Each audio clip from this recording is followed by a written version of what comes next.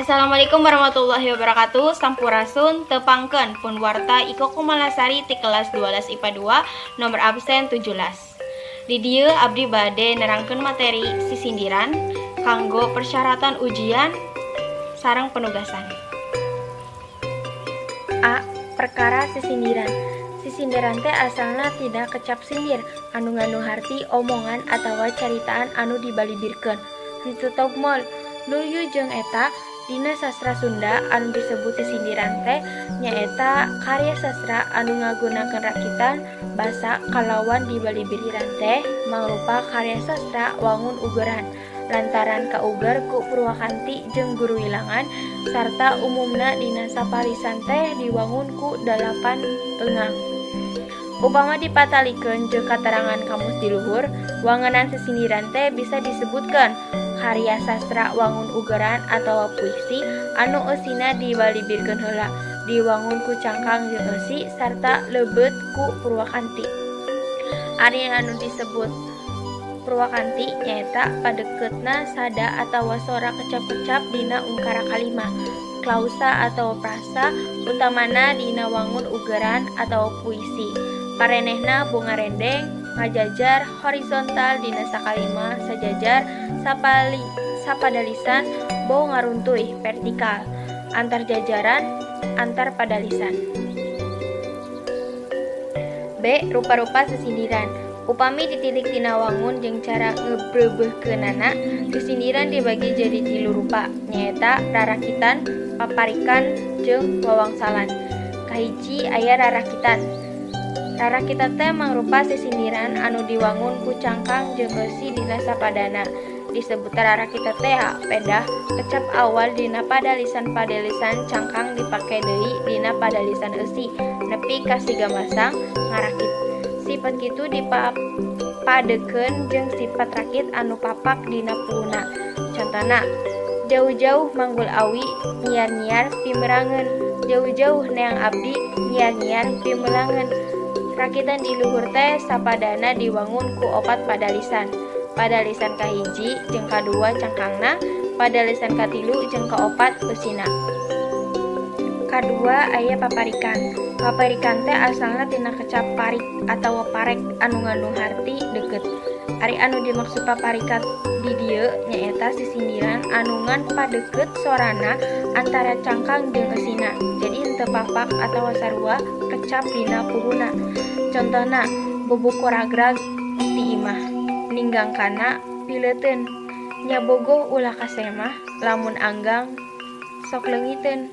Padalisan kahiji cangkang padeukeut sorana jeung padalisan kahiji eusi. Padalisan kadua cangkang dekeutna sorana jeung padalisan kadua eusi. Katilu aya wawangsalan. Wawangsalan teh nyaeta karangan sastra anu diwangun ku sindir jeung eusi. Dina sindir diwangun deui ku cangkang jeung wangsal. Anu dijieun wangsalna teh tara diteteulakeun, tapi kudu diteangan tina bagan eusi. Anu dijieun wangsal teh sok Purwakanti jeung salah saiji kecap anu aya dina bagian eusi eta.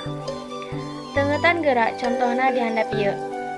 Teu beunang di hurang sawah, teu beunang di pika memet. Padalisan kahiji nyaeta sindir, ari padalisan kadua bagian eusi. Wangsalan hurang sawah moal salasa anu dijieun wangsalna teh sato siga remen kapanggi di sawah. Sato anu siga hurang ayana di sawah sarta ngaranna Purwakanti jeung kecap di pika memet. Jawabanna teh nyaeta simet. Terus aya bagian C, watek-watek sisindiran. Ditilik tina eusina, rarakitan jeung paparikan bisa dipasing-pasing jadi 3 golongan, nyaeta silih asih, piwuruk, jeung sesebret. Kahiji aya silih asih, nyaeta anu eusina patali jeung silih asih, cinta atawa birahi. Contona, mun teu tulus ka paseukna, ka pancirna oge hade, mun teu tulus ka lanceukna, ka adina oge hade. Kadua aya piwuruk, nyaeta anu eusina piwuruk, petuah atawa nasehat. Contona, sing getol nginum jamu nu guna nguatkeun urat, sing getol neangan ilmu nu guna dunya akhirat. Katilu aya sesebret, nyaeta anu eusina salinan ti silih asih jeung piwuruk. Kayaning lulucon banyol, tambuh laku, kritik sosial, pamitan, jeung salinan tieta. Contohna, majar maneh cengkeh koneng, kulit peuteuy dina nyiru, majar maneh lengkeh koneng, kulit beteung mani namru. Kadua, aya piwuruk, nyaeta anu eusina piwuruk, petuah atawa nasehat. Contohna, sing getol nginum jamu nu guna nguatkeun urat, sing getol neangan ilmu nu guna dunya akhirat. Tilu, aya sesebred, nyaeta anu eusina salinan ti sili asih jeung piwuruk, kaya ning lulucon, banyol, tambuh laku, kritik sosial, pamitan, jeung salinan tieta. Contohna, majar maneh cengkeh koneng, kulit peuteuy dina nyiru, majar maneh lengkeh koneng, kulit beteung mani namru. Salanjutna aya contoh-contoh sisindiran.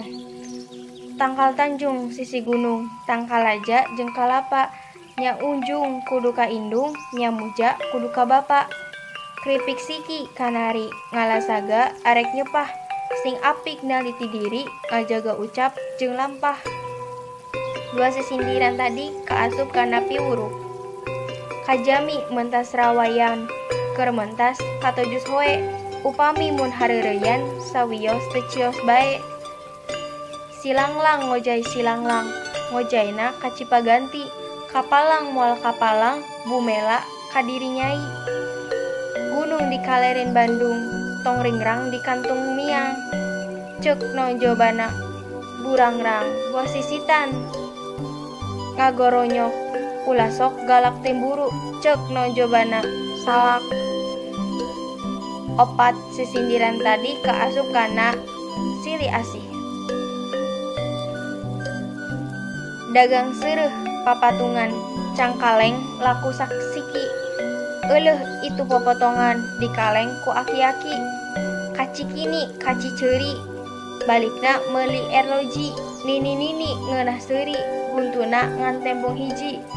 Dua sisindiran anu terakhir tadi kaasup kana sesebred. Sakitu bae materi sisindiran anu bisa abdi sampaikeun. Upami aya salah kata atawa tindakan, abdi haturkeun mohon maaf anu sebesar-besarna.